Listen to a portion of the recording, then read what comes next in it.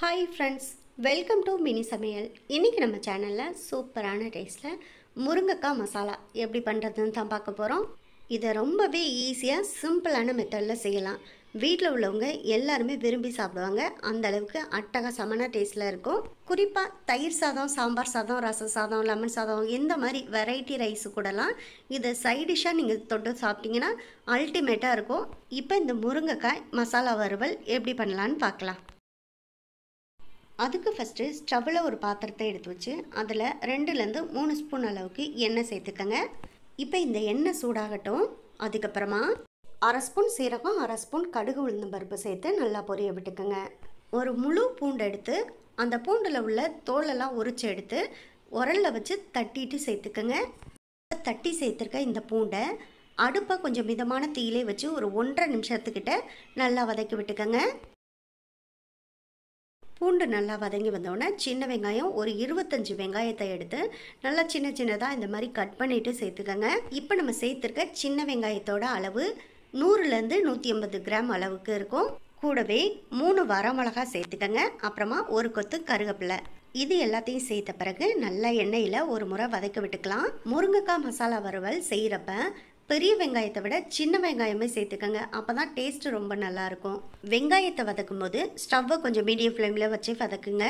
ரொம்பவும் நமக்கு வதங்கி கலர் மாதிரியெல்லாம் வர வேணாம். இந்த வெங்காயம் வதங்கி ஒரு கண்ணாடி பதத்துக்கு வந்தால் போதும். பாருங்கள், இப்போ வெங்காயம் நல்லா வதங்கி ஒரு கண்ணாடி பதத்துக்கு வந்துருச்சு. அடுத்ததாக 2 மீடியம் சைஸ் தக்காளி, நல்ல பழுத்த தக்காளியாக பார்த்து பொடி பொடியாக இந்த மாதிரி சின்ன சின்னதாக கட் பண்ணிவிட்டு சேர்த்துக்கங்க. இது கூடவே கொஞ்சம் கல் உப்பும் சேர்த்துக்கங்க. இப்போ தக்காளியை நல்லா வதக்கிக்கலாம். கல் உப்பு சேர்த்து தக்காளியை வதக்கிறதுனால நமக்கு சட்டுன்னு கொஞ்ச நேரத்தில் நல்லா வதங்கி வந்துடும்.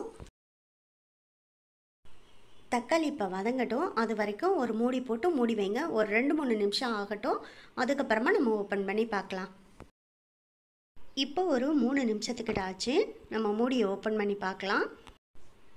பாருங்கள், இப்போ தக்காளி நல்லா மசிய குலைவாக நமக்கு வதங்கி வந்துடுச்சு. இந்த அளவுக்கு வதங்கி வந்தாலே போதும். இப்போ இதில் நம்ம மசாலா எல்லாம் சேர்த்துக்கலாம்.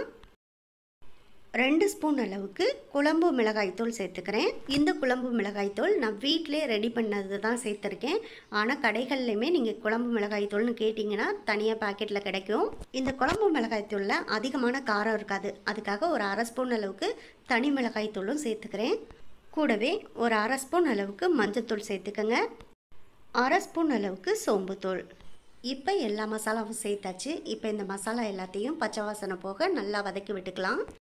ஒருவேளை உங்கள் வீட்டில் குழம்பு மிளகாய்த்தூள் இல்லைன்னா 1 ஸ்பூன் அளவுக்கு தனி மிளகாய்த்தூளும் 1 ஸ்பூன் அளவுக்கு மல்லித்தூளும் சேர்த்துக்கங்க. சரியாக இருக்கும்.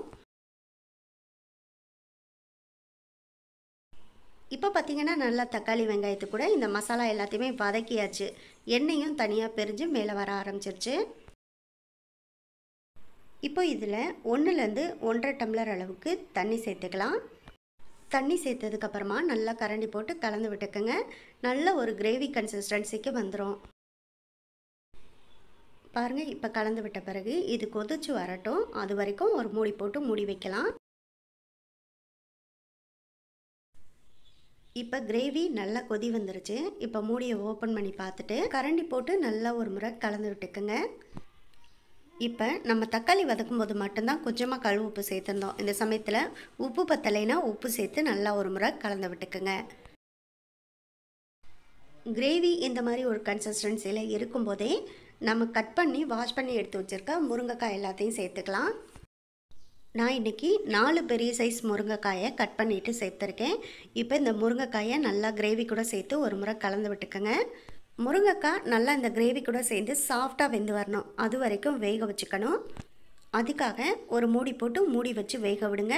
நல்லா ஒரு 10லேருந்து 15 நிமிஷம் மீடியம் ஃப்ளேம்லேயே வச்சு வேக விடுங்க. அப்போ தான் முருங்கைக்காய் நல்லா வெந்து வரும். முருங்கைக்காய் நல்லா கிரேவிலே வெந்து வர்றதுனால உப்பு, காரம் இது எல்லாமே நல்லா சேர்ந்து வெந்து வந்துடும். இப்போ ஒரு 15 நிமிஷத்துக்கிட்ட ஆச்சு. இப்போ முருங்கைக்காய் எல்லாமே கிரேவி கூட சேர்ந்து நல்லா சாஃப்டாக வெந்து வந்திருக்கும். இந்த சமயத்தில் கரண்டி போட்டு லைட்டாக கலந்து விட்டு பாருங்கள். நல்லா மசாலாலாம் சேர்ந்து முருங்கைக்காய் சூப்பராக வெந்து வந்திருக்கும். இன்னுமே இது கிரேவி பதத்தில் தான் இருக்குது. இன்னும் கொஞ்சம் மசாலா வந்து நமக்கு வத்தி வரணும். அதனால் மூடி எதுவும் மூடி போட்டு வைக்காமல் ஒரு 5 நிமிஷம் ஓப்பன்லேயே வச்சு வேக விடுங்க. அப்போது இந்த கிரேவி கொஞ்சம் வத்தி வந்துடும். அப்போது நமக்கு பதம் சரியாக இருக்கும். பாருங்கள், அடுத்த ஒரு 5 நிமிஷத்துலேயே உங்களுக்கு பார்க்கும்போதே தெரியும் மசாலா எந்த அளவுக்கு வத்தி வந்திருக்குன்னு. இந்த மாதிரி மசாலா நல்லா வத்தி கெட்டியாக இருந்தால் தான் முருங்கைக்காய் மசாலா சாப்பிட்றதுக்கு டேஸ்ட்டாக இருக்கும். இப்போ முருங்கைக்காயும் நல்லா சாஃப்டாக வெந்து வந்துருச்சு. அவ்வளோதான். இதோடு நம்ம ஸ்டவ் ஆஃப் பண்ணிக்கலாம். இதே போல் நீங்களும் ட்ரை பண்ணி பாருங்கள். ட்ரை பண்ணி பார்த்துட்டு எப்படி வந்துச்சுங்கிறத கமெண்ட் பாக்ஸில் சொல்லுங்கள். இந்த வீடியோ உங்களுக்கு பிடிச்சிருந்தா இந்த வீடியோவை லைக் பண்ணி நம்ம சேனலை மறந்துடாமல் சப்ஸ்கிரைப் பண்ணிக்கோங்க. சப்ஸ்கிரைப் பண்ணும்போது பக்கத்தில் உள்ள பெல் ஐக்கானை கிளிக் பண்ணி வச்சுட்டிங்கன்னா நான் போடக்கூடிய குக்கிங் வீடியோ எல்லாமே உடனுக்குடனே உங்களுக்கு வந்து சேரும். உங்கள் ஃப்ரெண்ட்ஸ் அண்ட் ரிலேட்டிவ்ஸ் எல்லாருக்கும் ஷேர் பண்ணுங்கள். இதே போல் அடுத்தடுத்த நல்ல நல்ல வீடியோவில் சந்திப்போம். ஓகே, பாய்.